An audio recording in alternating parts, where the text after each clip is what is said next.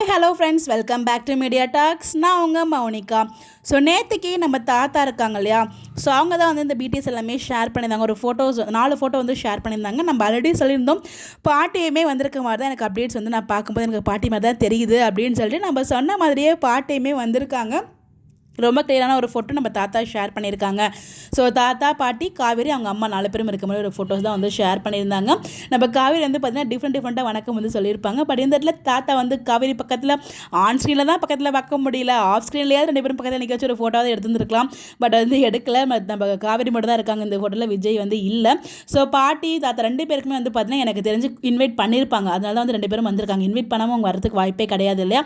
So கண்டிப்பாக விஜய், காவேரி, அதாவது காவேரி விஜய் அங்கே இருந்தாங்க இல்லையா, காவேரி அங்கே இருக்கும்போது அவங்க ஃபேமிலியும் அங்கே இருந்தாங்க. அவங்க ரொம்பவே நல்லதாக பார்த்துக்கிட்டாங்க. அவங்க மேலே ஒரு நல்ல ஒப்பீனியனும் இருக்குது.